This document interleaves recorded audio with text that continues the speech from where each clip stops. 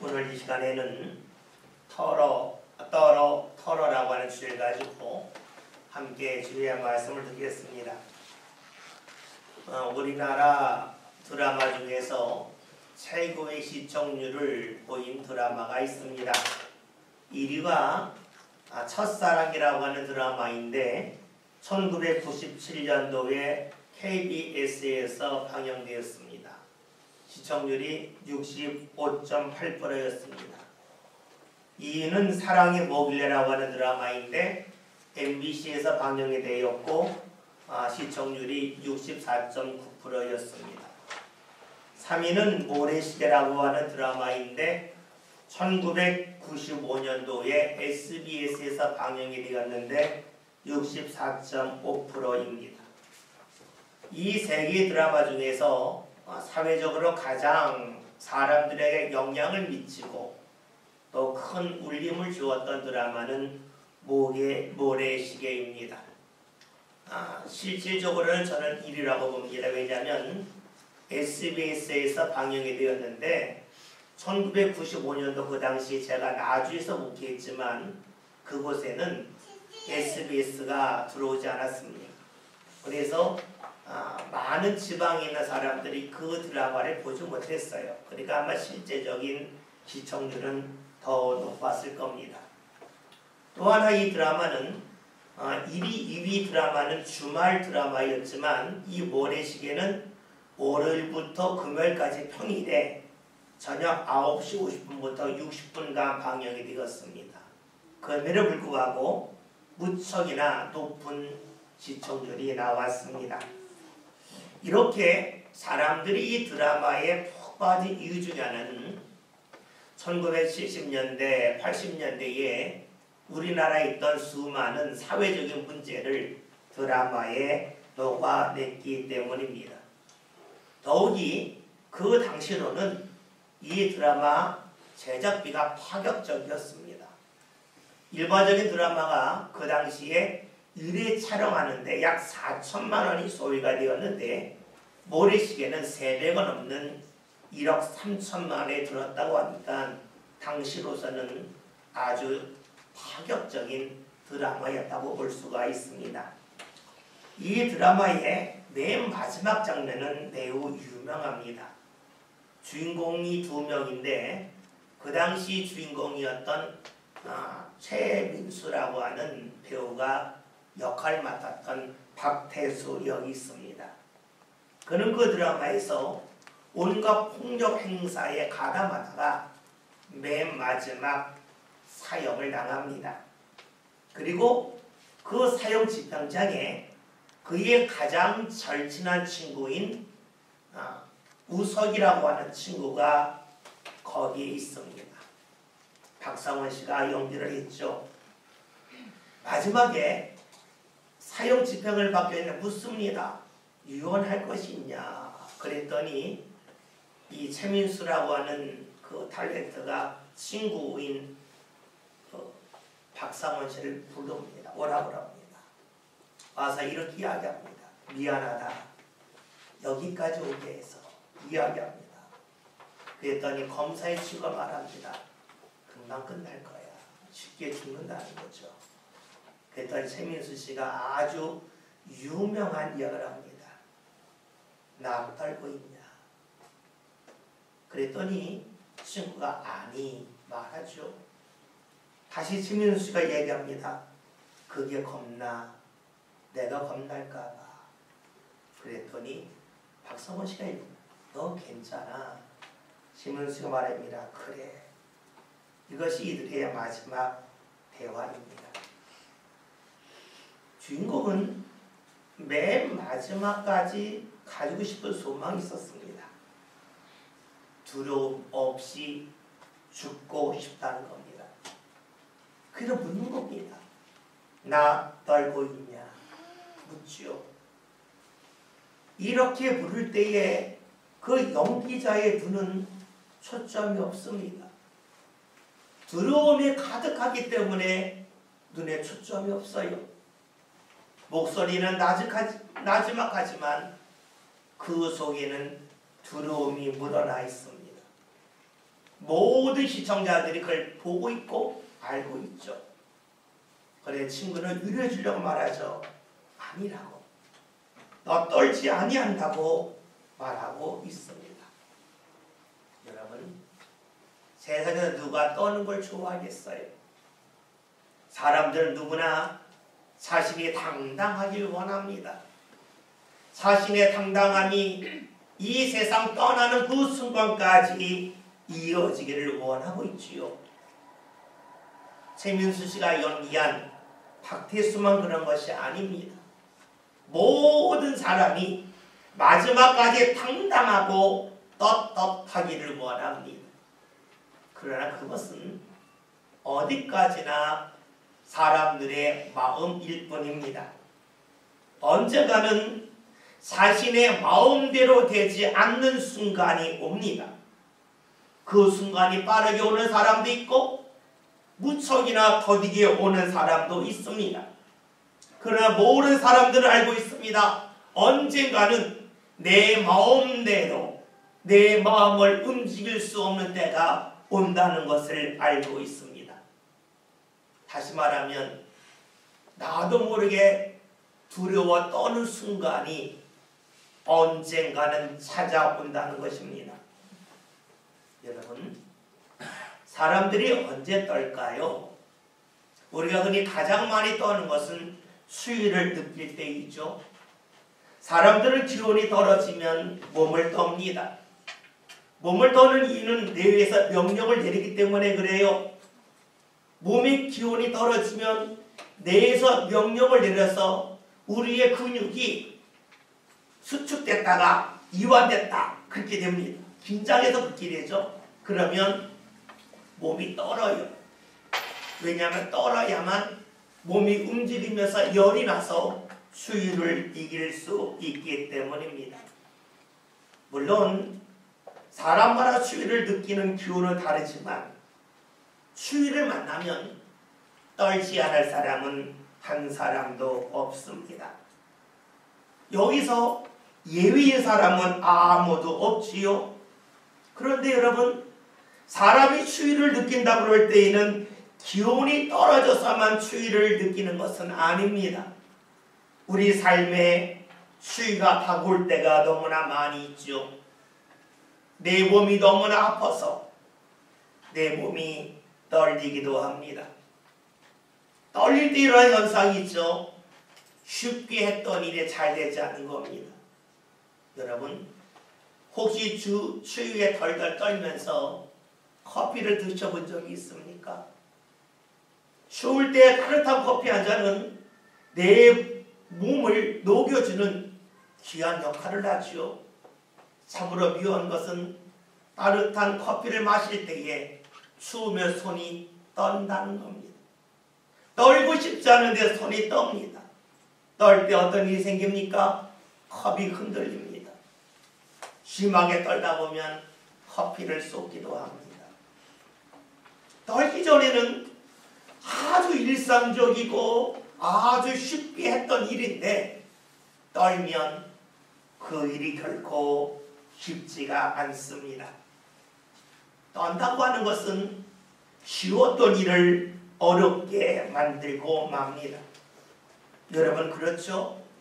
사람이 떨 때에는 할 수 있는 능력이 자신도 모르게 사라지고 맙니다. 내가 약함을 느낄 때에, 즉 내 몸이 추위를 견딜 수 없는 약함이 있을 때에 떨리죠. 마찬가지입니다. 우리 삶 가운데 내가 감당할 수 없는 버거운 문제를 만날 때에, 즉 문제 앞에서 내가 약함을 깨달을 때에 자신도 모르게 떨고 맙니다. 오늘 여러분의 삶은 어떠합니까? 여러분의 삶에는 떨림이 있습니까? 없습니까? 원치는 안 해도 떨림의 경험이 다 있을 것입니다. 내가 약해지면 나도 모르게 떱니다. 손을 떨기도 하고 때로는 손은 떨지 않지만 심장이 떨리면서 두근두근 거리기도 합니다. 사람은 약함을 좋아하지 않죠. 약함을 부끄러워합니다. 마치 모래시계의 주인공 최민수 씨가 맨 마지막에 나 떠는 게 겁나, 나 떨고 있냐 물었던 것처럼 사람들은 자신이 떠는 것을 싫어합니다. 왜냐하면 사람들은 자신이 떤다고 하는 것을 느끼는 순간에 사람들이 자신을 얕잡아보고 깔볼 거라고 여기기 때문이죠. 여러분, 세상이 그렇지 않아요? 강한 사람 앞에서는 사람들이 말을 하지 않지만 약한 사람을 만나면 말을 함부로 합니다. 약한 사람을 만나면 깔보고 업신여깁니다. 누구나 다 그렇죠. 그러니까 하는 게 있어요. 내가 약해지면 누군가를 깔볼 거야. 내가 약해지면 누군가를 업신여길 거야. 과거와는 다른 눈빛을 볼 거야 하는 것을 다 알고 있습니다. 그렇기 때문에 약함을 느낄 때 사람들이 무엇을 합니까? 피합니다. 숨습니다. 다른 사람이 나를 얕잡아보는 것이 싫어서, 나를 업신여기는 것이 싫어서 자신이 약함을 느낄 때에 사람들은 여기저기로 숨고 맙니다. 여러분, 숨는 것이 달갑지 않지만 숨는 이유는 그래야만 자신이 조금이라도 적게 상처를 받을 것이라고 하는 마음이 자리 잡고 있기 때문입니다. 성경에서는 숨는 사람들에 관한 말씀이 너무나 많이 나와 있습니다. 약하기 때문에 숨는 거죠.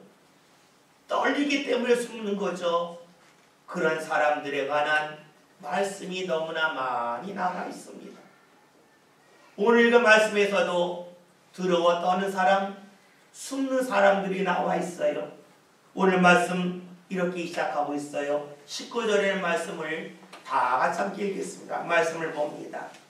이날 곧 안식 후 첫날 저녁 때에 제자들이 유대인들을 두려워하여 모인 곳에 문들을 닫았더니 예수께서 오사 가운데 서서 이르시되 너희에게 평강이 있을지어다. 아멘. 말씀을 보면 예수님의 제자들이 나오는데 이들은 두려움에 사로잡혀 있습니다. 그래서 모인 곳에 문을 닫았어요. 사실 일주일 전만 해도 제자들은 이런 일을 상상하지 못했습니다. 일주일 전에, 즉 예수님과 제자들이 예루살렘에 들어올 때에 사람들이 크게 환호성을 질렀습니다. 예수님이 낙을 타고 오시는데 사람들은 그 예수님을 맞이하기 위하여 자신의 고옷을 길가에 깔았습니다. 예수님이 걸어오는 게 아니에요. 낙에 타셨어요. 그러면 그 옷을 나귀가 밟겠죠. 이것을 알면서 사람들이 예수님을 환호하기 위해서 길거리에 자신의 옷을 벗어놓았습니다. 다른 사람들은 종려나무 가지를 흔들면서 예수님을 환영했습니다. 왜 그랬을까요? 예수님이 예루살렘에 오셔서 새로운 세상을 만들 거라고 기대했기 때문이죠. 이것을 가장 가까이서 본 예수님의 제자들은 마음이 어떠했을까요? 자부심이 대단했겠죠. 예수님이 왕이 되면 우리가 높은 자리에 차지할 거다. 모든 고생은 사라지고 이제 앞으로 호의호식하며 살 거다. 기대가 무척이나 컸겠죠. 예수님과 함께한다고 하는 것이 이들에게 큰 자랑거리요 자부심이었습니다. 그런데 불과 일주일 만에 이 모든 것이 완전히 180도 달라집니다. 전혀 예상하지 못했던 일이 생기고 말았죠. 그것이 무엇입니까? 예수님께서 예루살렘에서 왕이 되기는커녕 십자가에 못 박혀 죽고 맙니다. 예수님이 죽으셨을 때에 사람들이 그 뒤에다 패를 붙였죠. 유대인의 왕이라 그랬습니다. 무엇을 말합니까? 사람들은 예수님을 반역자라고 여겨서 반역의 우두머리 유대인의 왕이라고 써붙인 것이죠. 여러분, 그렇다면 어떻게 될까요? 예수님은 반역을 도모한 주모자가 될 것이고 예수님의 제자들은 반역을 추모한 예수님을 추종하는 세력이 될 것입니다. 머지않아서 예수님처럼 제자들도 잡혀갈 겁니다. 십자가에 못 박혀 죽지는 않겠지만 온갖 고초당할 것을 그들은 알고 있습니다. 그러니 크게 두렵죠. 삶이 떨리죠. 이때 이들이 한 일이 무엇입니까? 오늘 말씀처럼 이들이 모인 집에 문을 굳게 닫는 일이었습니다. 제자들은 지금 예루살렘에 있어요. 제자들의 고향은 예루살렘이 아닙니다. 갈릴리입니다. 예루살렘 낯선 곳입니다. 아는 사람도 거의 없습니다. 더욱이 제자들이 앞으로 큰 어려움을 당할 것을 알고 있으니 어떤 사람이 제자들을 도울 수 있을까요? 아무도 없지요. 그러니 제자들이 한 일은 지금 문을 닫는 겁니다. 두려움 속에서 자신들을 지키기 위하여, 두렵고 떨리는 자리에서 자신을 보호하기 위하여 문을 닫습니다. 우리가 추우면 옷에 단추를 잠그지요. 지퍼를 올리지요. 추위를 막기 위해서예요. 지금 제자들은 그런 모습입니다. 두려움 속에서, 떨림 속에서 자신들을 어떻게든지 보호하기 위하여 자신들이 있는 집의 문을 완전히 닫았습니다. 아마 이들은 마음을 먹었을 겁니다.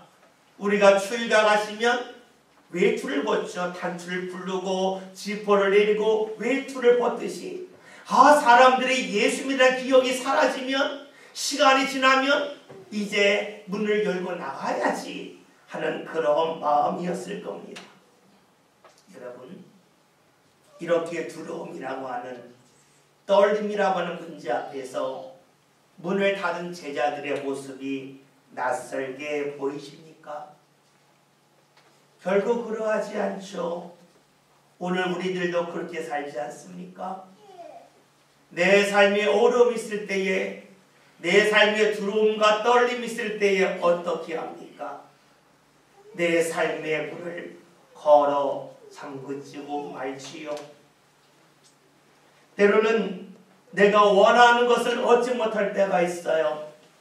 그때 어떻게 됩니까? 마음이 크게 다치고 말죠. 가까웠던 사람과 멀어질 때가 있죠. 마음에 상처가 생겨서 나도 모르게 마음의 문이 닫히고 말지요. 소유하고 있던 많은 것을 잃어버릴 때가 있습니다. 그때 어떡하나요? 사람과의 관계의 문을 닫지 않습니까? 왜냐하면 힘들 때에 누구를 만나는 것도 귀찮고, 만나봤자 내가 제대로 위로받을 수 없음을 알기 때문입니다. 우리 옛말에 이런 말이 있어요. 10길 물속은 알아도 한 길 사람 속은 모른다는 말이 있죠. 여기서 길이라고 하는 것은 10자를 말해요. 그러니까 2.4m에서 3m를 말하는데, 약 한 30m 되는 물속은 들어가 보면 알겠지만 사람은 아무리 만나도 그의 마음속을 알 수 없다는 겁니다. 다시 말하면 나의 아픔을, 나의 고통을 그 누구도 알 수 없다고 하는 말이 되겠지요. 예수님 죽음 후에 제자들의 마음이 어땠을까요? 헛헛했겠죠. 후회가 있었겠죠. 이럴 줄 알았으면 3년 동안 예수 따라다니지 않냐고 돈 벌걸. 왜 가족을 멀리하고 예수 따라다녔을까? 후회가 가득합니다. 또한 이들에게는 두려움도 너무나 많이 몰려왔어요. 그러니까 문을 닫는 겁니다. 그런데 오늘 말씀을 보면 이렇게 문을 닫고 제자들이 모여있는 그 자리에 부활하신 예수님께서 나타나셨습니다. 문이 닫혀있음에도 불구하고 예수님이 그 자리에 들어온 겁니다. 우리 여기서 두 가지를 발견하면, 첫째는 예수님의 능력입니다. 여러분, 사람들은 문을 닫아놓으면 결코 그 안으로 들어갈 수가 없어요. 그런데 부활하신 예수님께서는 문이 닫혔음에도 불구하고 그 안에 들어가셨습니다. 어떻게 가능했을까요? 여러분, 예수님이 어떤 분입니까? 무덤의 문을 열고 나오신 분 아닙니까? 무덤에 문이 있었지만 그 문이 예수님에게는 결코 장애가 되지 않았습니다. 여러분, 그렇다면 부활하신 예수님께서 무덤의 문도 열고 나오신 그 예수님께서 닫혀있는 문 안으로 들어가시는 것은 결코 어려운 일이 아니지요. 부활하신 예수님에게는 능력이 있습니다. 어디든지 들어갈 수 있는 능력이 있습니다. 사람이 들어갈 수 없는 자리를 할지라도 예수님은 들어갈 수 있는 능력이 있습니다. 이것을 보여주신 것이 바로 문이 닫힌 그 안에 예수님이 나타나신 겁니다. 또 하나 있습니다. 예수님이 그 능력을 사용하셨을까 하는 겁니다. 사실 예수님은 능력이 있었음에도 불구하고 그 능력을 함부로 사용하지 않았죠. 우리가 잘 아는 것처럼 예수님께서 40일 금식한 후에 주일을 시작하실 때에 마귀에서 시험하지 않습니까? 돌을 명하여 떡을 만들라, 성전 꼭대에 뛰어내려라, 너의 능력을 보이라는 것이었어요. 그런데 예수님은 능력이 있음에도 불구하고 그 능력을 사용하지 아니하셨습니다. 예수님은 능력이 있어도 그 능력을 함부로 사용하지 아니하셨죠. 그런데 왜 부활하신 예수님께서는 그 능력을 사용하셨을까요? 예수님이 십자가에 달려 돌아가기 전에 많은 능력을 행하셨지만 그 능력이 일어날 때의 특징이 있었습니다. 사람들의 원함과 사람들의 믿음이 있을 때에 예수님이 그 능력을 사용하셨습니다. 지금 제자들은 예수님이 능력을 사용하기를 원하고 있지도 않아요. 그냥 숨어 있을 뿐이에요. 그런데 예수님이 능력 가운데 그들에게 나타나셨습니다. 왜 그 능력을 사용하셨을까요? 그것은 제자들로 하여금 예수님께서 어디든지 들어갈 수 있음을, 사람들이 가지 못하는 것이라 할지라도 예수님만큼은 그 자리에 들어갈 수 있음을 명백하게 보이기 위함입니다. 여러분, 왜 우리가 예수님을 믿습니까? 우리가 세상을 믿거나 돈을 믿거나 권력을 믿지 않고 예수님을 믿는 이유가 어디 있을까요? 그건 여기 있지 않습니까? 세상에서는 나를 도울 때에 내 몸을 도울 수 있습니다. 내 몸을 어루만질 수 있습니다. 그러나 그 세상에 어떤 누구도 나의 마음을 어루만질 수는 없습니다. 아무리 유능한 사람이랄지라도 그의 손길이 내 마음을 어루만질 수는 없어요. 그들의 손길이 갈 수 있는 범위가 한정적입니다. 그러나 주님은 어떠하십니까? 주님은 사람들이 전혀 어루만질 수 없는 우리의 마음을 어루만져 주십니다. 그러기에 우리가 예수님을 믿는 것 아니겠습니까? 나의 부모도, 나의 배우자도, 나의 자녀도, 가장 절친한 친구라 할지라도 나의 마음을 어루만질 수 없지만 주님은 우리의 마음을 어루만져 주십니다. 예수님께서 이미 세상에 계실 때 말씀하셨죠. 수고하고 무거운 짐진 자들아 다 내게로 오라. 내가 너희를 쉬게 하리라. 나는 마음이 오냐고 겸손하니 내게 와서 내 멍에를 메고 내게 배우라. 그리하면 너희가 쉼을 얻을 거다. 여러분, 예수님을 왜 믿습니까? 예수님을 통해서만 우리가 진정한 쉼을 얻을 수 있기 때문입니다. 예수님을 통해서만 우리 삶 가운데 두렵고 떨림에서 벗어날 수 있기 때문이지요. 오늘 말씀을 보면 예수님께서 그 누구로 갈 수 없는 자리, 문이 닫힌 자리에 들어가셨습니다. 그러면서 말씀하시죠. 너희에게 평강이 있을지어다 말씀하고 있습니다. 예수님이 그 자리에 나타나신 이유는 떨고 있는 제자들에게 더 이상 떨지 말라는 겁니다. 평강을 잃어버린 제자들에게 평강 얻기를 원하여 그 자리에 나타나셨지요. 이런 예수님을 볼 때의 제자들은 많은 생각을 했을 겁니다. 진짜일까? 가짜일까? 지금 예수님이 나타나셨는데 이분이 진짜 예수님일까? 아니면 우리가 들어온 가운데 헛것을 보는 것은 아닐까? 그들의 생각은 복잡했습니다. 예수님은 그것을 하셨기에 이렇게 하시지요. 오늘 말씀 20절을 다 같이 봅니다. 말씀 봅니다. 이 말씀을 하시고 손과 옆구리를 보이시니 제자들이 주를 보고 기뻐하더라. 아멘. 예수는 제자들에게 보여주십니다. 너희가 보는 것이 헛것이 아니다. 나다. 내가 예수다. 부활한 예수다. 너희가 보지 않았냐? 내가 손에 못 박히는 것, 내 허리에 창이 찔린 거 보지 않았냐? 그 모습 그대로다. 제자들에게 보여주십니다. 사실 제자들은 예수님의 무덤이 비어있다는 소식을 들었었죠. 그렇기 때문에 제자들은 마음에 정말로 예수님이 부활하신 것일까? 아니면 누가 시체를 훔쳐온 건 아닐까? 나름대로 여러 생각이 있었습니다. 이들은 예수님의 부활을 결코 믿을 수는 없었겠죠. 그런 일은 있을 수 없다고 얘기했지요. 이런 제자들 예수님이 보여주십니다. 손을 통해서, 허리를 통해서, 못자국과 참자국을 통해서 예수님이 부활하셨음을 보여주시지요. 그러면서 다시 말씀을 하십니다.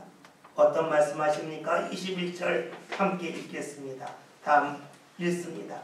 예수께서 또 이르시되 너희에게 평강이 있을지어다.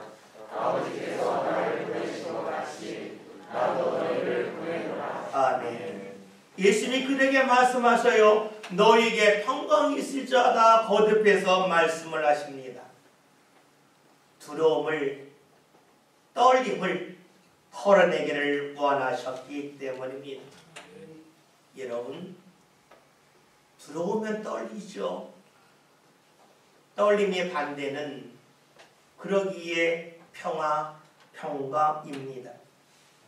여러분, 아무리 힘이 센 사람이라 할지라도 떨면 힘이 없는 겁니다. 떨면 짐 하나 옮길 수 없죠. 여러분 혹시 손가락을 떨어보신 적 있습니까? 손을 떨어본 적 있습니까? 손이 떨면 한 스푼의 소금을 떴다 할지라도 제대로 옮기지 못합니다. 흘리고 말이죠. 힘이 강한 사람이라 할지라도 떨면 소금 한 스푼 제대로 옮기지 못합니다. 그러나 평강의 사람, 떨림이 없는 사람은 소금을 몇 스푼이라 할지라도 옮길 수가 있습니다. 예수님이 말씀하십니다. 아버지께서 나를 보내신 것 같이 나도 너희를 보냈다. 뭡니까? 너희가 와서 나를 전하라는 겁니다. 여러분 생각해 보세요. 소금 하나 옮길 때에도 손이 떨면 제대로 옮기지 못합니다. 그렇다면 하나님의 말씀을 누가 옮기겠습니까? 누가 전하겠습니까? 두려워 떠는 사람은 결코 할 수가 없습니다. 떠는 사람이, 눈에 보이는 소금 하나 옮기지 못하는 사람이 어떻게 눈에 보이지 않는 하나님을 전할 수 있으며 주의 말씀을 증거할 수 있겠습니까? 그러니 예수님 말씀하세요. 너희에게 평강이 있어야 된다. 평강이 있어야 된다 말씀하십니다. 지금까지는 내가 죽었다고 여겼으니 너희가 두려워하겠지만 내가 다시 살아난 것을 너희가 보았으니 이제 너희가 더 이상 두려워하지 말고 평화롭게 지내기를 원한다고 주께서 말씀하고 계십니다. 여러분, 만약에 주님이 죽는 것을 그쳤다면 그 누가 너에게 평강이 있어라 말한다 할지라도 제자들은 그 말이 들리지 않았을 겁니다. 그러나 예수님이 부활하셔서 직접 제자들에게 나타나 보여주십니다. 확실한 증거가 있지요. 증거 속에 말씀하십니다. 평강이 있어라, 떨지 말라 말씀하시지요. 그런데 예수님의 말씀은 여기서 멈추지가 않아요. 그 다음 말씀이 이어집니다. 그 다음 말씀이 무엇일까요? 22절 함께 볼까요? 다 같이 읽습니다. 이 말씀을 하시고 그들을 향하사 숨을 내쉬어 이르시되 성령을 받으라. 아멘. 우리 이 말씀 읽으면서 의아해합니다. 아니, 부활하신 모습을 보여주면 됐지 뭐 그 다음에 말씀이 필요할까 하는 겁니다. 눈에 보이는 증거가 명백한데 뭐 또 다른 말씀이 필요할까 하는 질문을 하겠지요. 생각해 보십시오. 부활하신 예수님은 앞으로 40일이 지나면 하늘로 오르실 겁니다. 눈에 보이는 증거는 어느 순간이 되면 사라질 겁니다. 아니, 그 눈에 보이는 증거 계속해서 이어진다 할지라도 사람들의 감격은 처음과는 다르지요. 처음엔 크게 감격했어도 시간이 지나면 이들의 감격은 점차로 줄어들 수밖에 없습니다. 눈으로 보는 믿음, 눈을 통하여 확인할 수 있는 일들, 이것은 시간이 지나면 더 이상 삶에 영향을 미치지 못합니다. 사람이 교만해서 그래요. 그래서 눈에 보이는 증거가 있다 할지라도, 큰 은혜를 체험했다 할지라도 시간이 지나면 별것 아니야 하찮게 여기는 게 사람이지요. 눈에 보이는 증거가 무엇입니까? 외적인 증거입니다. 외적인 증거는 시간이 지날수록 옅어집니다. 그러기에 주께서 말씀하십니다. 너희가 성령을 받으라 말씀하시는 겁니다. 외적 증거로 되는 것이 아니라는 겁니다. 두려움에서 벗어나는 것은 외적 증거를 통하여 결정되는 것이 아니요, 내적 증거를 통하여 두려움에서 떨림에서 벗어날 수 있기에 주께서 말씀하십니다. 성령을 받아라. 내적 증거가 분명해야 함을 말씀해주고 있습니다. 그리고 오늘 말씀을 보면 예수님께서 그를 향하여 숨을 내쉬며 말씀하셨다라고 우리에게 알려주죠. 왜 이 말씀이 있을까요? 왜 숨을 내쉬며 말씀하셨을까요? 창세기 2장 7절에는 말씀을 봤더니 하나님께서 사람을 창조하시고 그 코에 생기를 불어 넣으셨다 말씀하고 있습니다. 사람의 몸이 움직이는 것은 하나님께서 코에 생기를 넣어주었기 때문이죠. 예수님은 하셨습니다. 사람의 코에 생기를 불어 넣은 후에야 사람이 생명이 된 것처럼 예수님께서 함께 하셔서 성령이 임해야만 사람의 영혼이 살아남을, 사람의 영혼이 제대로 움직일 수를 아셨습니다. 그래서 숨을 내쉬며 말씀하셔요.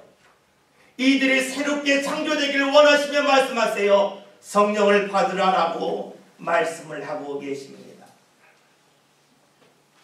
성령을 받아야만 이들에게 내적 증거가 분명해지고, 내적 증거가 분명해져야만 이들의 삶 가운데 떨림에서 벗어날 수 있기 때문입니다. 오늘 말씀 제목이 떨어터로입니다. 모든 사람들이 살아가면서 떨리는 경험이 있습니다. 주께서는 우리에게 무엇을 원하실까요? 이 떨림을 털어버리길 원하고 계십니다. 근데 이 터는 것은 사람의 능력으로 되는 것이 아닙니다. 외적 증거로 되는 것도 아닙니다. 주님은 말씀하셨습니다. 성령을 받으라 말씀하셨습니다. 내적 증거를 통하여 주님이 우리 안에서 함께 하시고 살아 역사하심을 통하여 우리 삶 가운데 떨림을 털어버릴 수 있음을 아셨기에 말씀하고 있어요.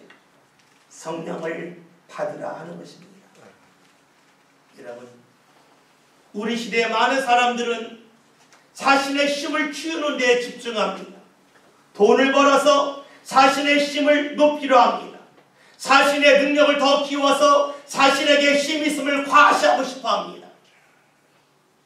높은 지위에 있는 사람과 사귐을 통해서 자신이 수준 높은 사람이라고 하는 것을 드러내기를 좋아합니다. 여러분, 그런데 아시지요? 시기의 차이만 있을 뿐 우리 삶 가운데 누구나 떨림의 순간이 있습니다. 떨림은 반드시 나올 겁니다. 우리 시대는 이를 크게 경험하고 있습니다. 불과 3달 전까지만 하더라도 사람들이 상상하지 못한 일이 지금 우리에게 찾아왔습니다. 사람들이 두려워 떨고 있습니다. 두려워 떨고 있으니까 사람들에게 많은 능력이 있어도 그 능력을 사용할 기회조차 없습니다. 떨리면 능력이 소용없습니다. 떨리면 능력을 사용할 수 없습니다. 아무리 힘이 센 사람이라 할지라도 떨리면 소금 한 스푼 옮길 수 없습니다. 떨림에서 벗어나는 길이 우리에게 절실히 필요합니다. 그 길이 어디 있습니까? 외적 증거에 있지 아니합니다. 주님이 우리와 함께 하시는 내적 증거, 이것을 성경에서는 말씀하고 있습니다. 성령을 받으라는 겁니다. 주님이 함께 하시고 주의 인도함을 받는다면 떨림을 털어버릴 수 있음을 우리에게 말씀하고 계십니다. 감사한 것은 세상에서는 떠는 사람을 업신여기고 멀리합니다. 그러나 잊지 맙시다. 예수님은 떨고 있는 제자들 한가운데 찾아오셨습니다. 그 예수님께서는 오늘 우리가 이 세상을 살아가면서 여기저기서 두려움을 만나 떤다 할지라도 우리를 외면하지 아니하시고 우리를 찾아오시고 우리와 함께 하시는 분입니다. 여러분, 그 예수님을 우리가 온전히 믿고 그 예수님을 받아들입시다. 그리고 예수님이 함께 하심을 통하여 우리에게 주신 선물, 성령을 선물로 받는 역사가 저와 여러분의 삶 가운데 반드시 임할 수 있길 바라겠습니다. 그리하여 떨림이 많은 세상 속에서 주님이 함께 하심을 통하여 떨림을 털어버린 역사가 저와 여러분의 삶 가운데 나타날 수 있기를 바라겠습니다. 우리의 힘으로 할 수 없지만 주님이 함께 하심을 통하여 떨림을 털어버리고 두려움을 뒤로하는 가운데 주께서 우리에게 주신 재능과 탤런트를 마음껏 사용하면서 감사가 넘치는 저와 여러분의 삶이 될 수 있기를 주의 이름으로 기원드립니다. 기도합니다. 주여,